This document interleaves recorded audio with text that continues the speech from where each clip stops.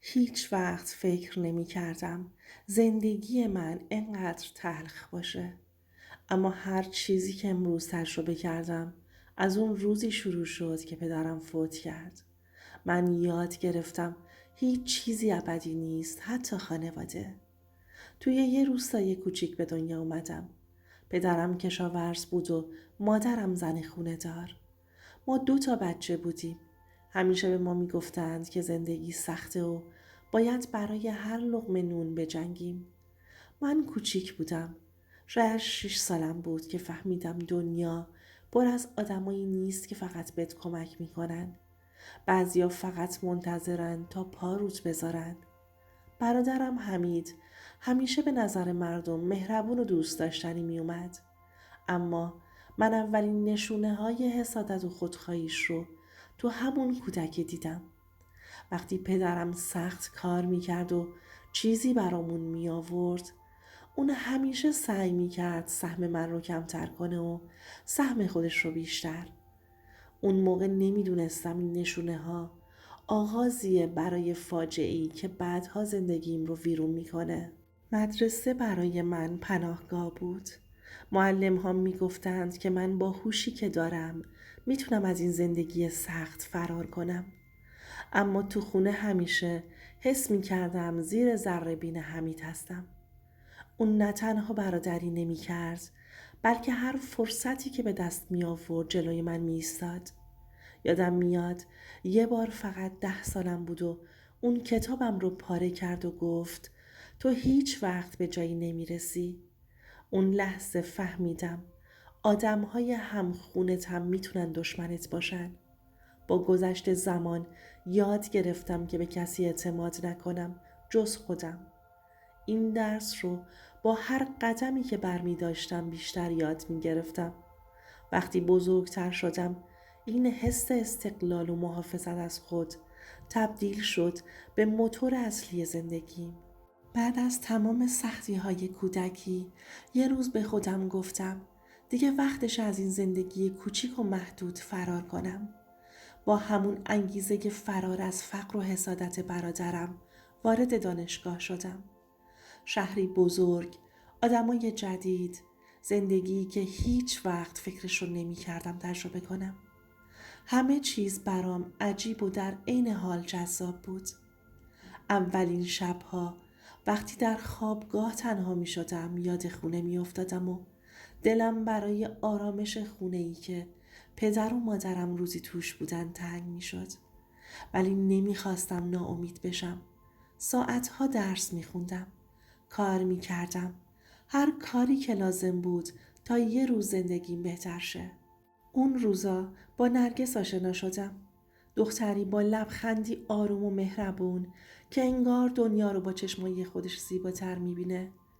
اون اولین کسی بود که حس کردم میتونه جای خالی امنیت و عشق رو برام پر کنه.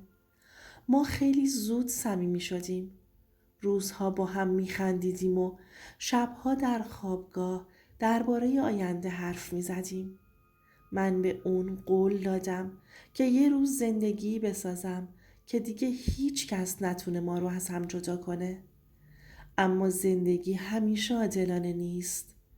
تو همون دوران حمید برادرم هنوز سایش روی زندگی من بود. اون به ظاهر موفقیتش رو پنهون کرده بود. با نقشه های پنهونیش همیشه دنبال فرصتی بود تا من رو زمین بزنه. اون حتی وقتی من و نرگس به هم نزدیک شدیم سعی کرد بین ما فاصله بندازه.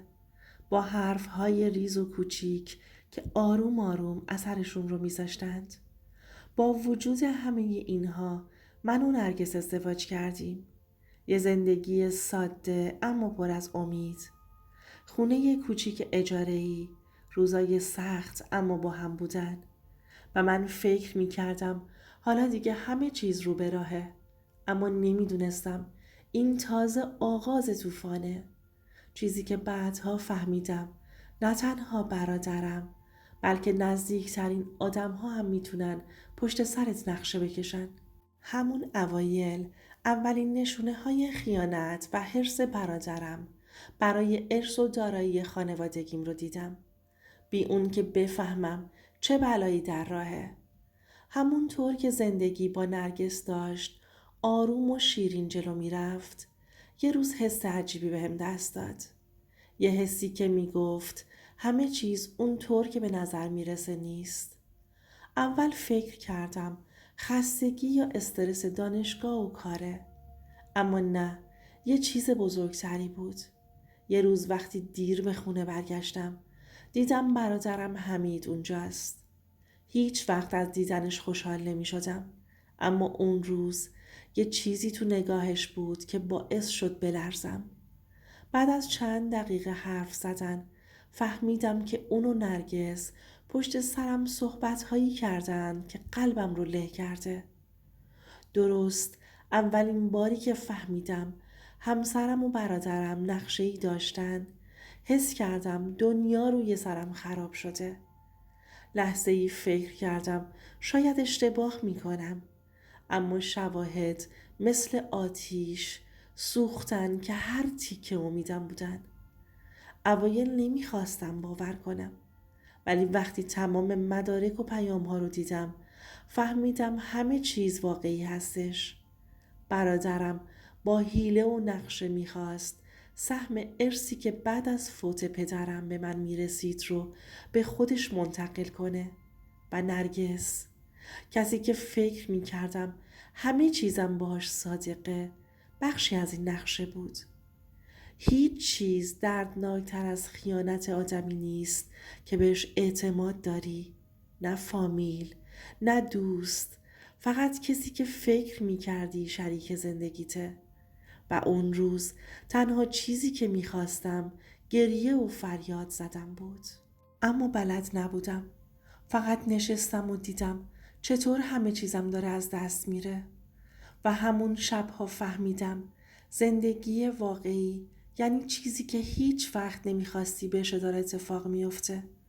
اما یه چیز مهم رو یاد گرفتم. آدما هر چقدر هم که نزدیک باشن میتونن پشت سرت نقشه بکشن و تو فقط باید مراقب خودت باشی. بعد از اون روز که همه چیزو فهمیدم شبها بیخوابی میکشیدم. ذهنم پر بود از سوالها. چطور ممکنه کسی که عاشقش بودم با برادرم علیه من نقشه بکشه؟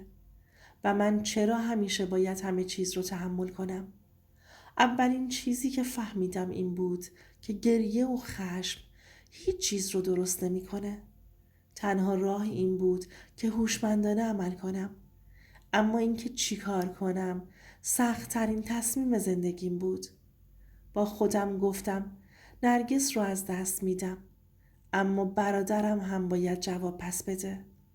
تصمیم گرفتم آروم و بی صدا اما حساب شده عمل کنم. روزها فکر کردم، برنامه چیدم. هیچ کس نفهمید، حتی نرگس و حمید. فکر نمی کردن من دارم نقششون رو میفهمم. یه روز وقتی حمید فکر کرد همه چیز تحت کنترلشه، من مدارک و پیام ها رو جمع کردم و با آرامش نشونش دادم. نگاهش، خنده سردش تبدیل به ترس شد. همون لحظه متوجه شدم هیچ کس نمیتونه جای خشم و عدالت منو پر کنه جز خودم. اما نرگس، وقتی باهاش روبرو شدم بدون عصبانیت، بدون فریاد، واقعیت رو نشونش دادم. وقتی حقیقت رو دید سکوت کرد. هیچ بهونه‌ای نداشت. فهمیدم که عشق واقعی گاهی باید با جدایی نه مبارزه حفظ بشه. تصمیم گرفتم ازش فاصله بگیرم، اما نه با نفرت بلکه با عبرت. فهمیدم زندگی یعنی گاهی باید کسانی رو که دوستشون داری رو رها کنی تا خودت آسیب نبینی. و برادرم هیچ وقت دوباره نزدیکم نشد، چون فهمیده بود وقتی آدمی که همه چیزش رو براش گذاشتی مصمم باشه هیچ چیزی نمیتونه اون رو ورشکست بکنه. بعد از تمام خیانت‌ها و دردهایی که تحمل کردم یه حس عجیب پیدا کردم. هم شکست خورده بودم، هم قوی تر از قبل شده بودم. اول فکر می کردم زندگی دیگه هیچ امیدی نداره، اما کم کم فهمیدم که همه چیز به خودم بستگی داره. با خودم گفتم آرمان، تو هنوز چیزی از دست ندادی. فقط باید از صفر شروع کنی. اولین قدم تمرکز روی خودم بود. شروع کردم به برنامه ریزی برای کار، درس و زندگی شخصی. روزها، ساعتها کار می کردم. حتی وقتی خسته بودم، یاد گذشته می افتادم و انرژی می گرفتم. فکر می کردم هر چیزی که الان دارم مدیون خودم هستم. تو همین مسیر با آدمای جدید آشنا شدم. آدمایی که ارزش اعتماد رو داشتن. باشون دوست شدم. بعضی ها مثل برادر واقعی کنارم بودن و کم کم یاد گرفتم که دوباره میشه به بعضی ها اعتماد کرد. اما درس بزرگ این بود که هیچ وقت نباید همه چیزت رو به کسی بدی. برادرم و نرگس به من یاد دادن که باید همیشه مراقب خودت باشی. حتی وقتی عاشق کسی هستی. بازسازی زندگی تنها به کار و پول محدود نمیشه. ذهن و قلب هم باید دوباره ساخته بشه. روزا فکر می کردم و شبا خاطرات گذشته رو مرور می کردم. حس می کردم هر بار که یاد برادرم و نرگس می افتم یه زخم تازه باز میشه. اما این زخم ها رو تبدیل کردم به قدرت و تجربه. یه بخش مهم دیگه درس گرفتن از عشق و رابطه بود. فهمیدم عشق واقعی همیشه با قربانی کردن و فداکاری همراه نیست. بعضی وقتها بهترین راه اینه که از آدمها فاصله بگیری، نه اینکه با زور و خشم بخوای چیزی رو نگه داری. با نرگس کاری نکردم که آسیب ببینه یا نفرینش کنم. فقط آرامش خودم رو پیدا کردم.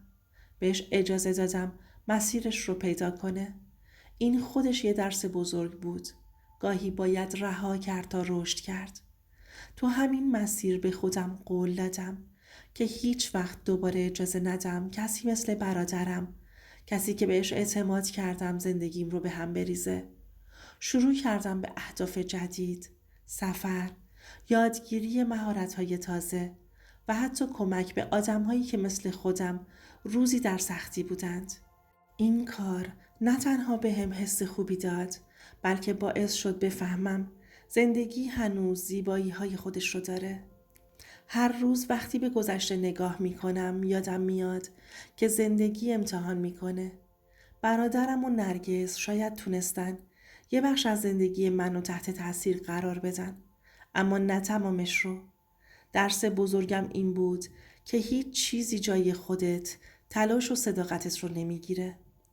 یادم میاد روزی که همه چیز تموم شد و برادرم و نرگس نتونستن دوباره وارد زندگی من بشن، حس عجیبی داشتم. هم آزادی بود هم آرامش. فهمیدم زندگی یعنی قبول حقیقت، حتی وقتی تلخ باشه، و یاد گرفتن اینکه هیچ چیزی، نه عشق نه خانواده، همیشه اون چیزی که فکر میکردی نیست. از بچگی تا به امروز هر لحظه یاد گرفتم که باید مراقب خودم باشم. باید عاقلانه اعتماد کنم و همیشه برای سختی ها آماده باشم. هیچ چیزی مهمتر از ارزش خودت نیست. هر چیزی که از دست میدی شاید یه درس مهم پشتش باشه. من آموختم که عشق واقعی گاهی یعنی رها کردن، نه نگه داشتن. آدم ها میان و میرن. بعضی ها وفادارن، بعضی ها نیستن. اما تو همیشه باید روی پای خودت بایستی. وقتی برادرم و نرگس رفتند من گریه نکردم. نه، این بار گریه و فریاد برای گذشته نبود، بلکه برای قدرتی بود که از تجربه هم گرفته بودم. حس می کردم حالا میتونم دوباره شروع کنم، اما این بار با هوشیاری و صبر و شجاعت بیشتر. نصیحت من برای شمایی که داری این داستان رو گوش میدی، همیشه مراقب اطرافیانت باش، حتی کسایی که دوستشون داری. هیچ وقت اجازه نده کسی ارزش و آرامش تو رو نابود کنه. اگه چیزی رو از دست دادی، این پایان نیست، بلکه شروع دوباره است. اگه شما جای من بودید، بعد از خیانت و درد برادرت و همسرت، چرا این انتخاب می کردی؟ تو کامنت ها به هم بگو.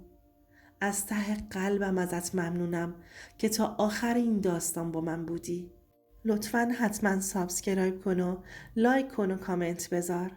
نظرت برام خیلی مهمه و یادت باشه تو این کانال صداهایی که هنوز شنیده نشدن رو میشنوی. قصه هایی که شاید هیچ کس برات تعریف نکرده.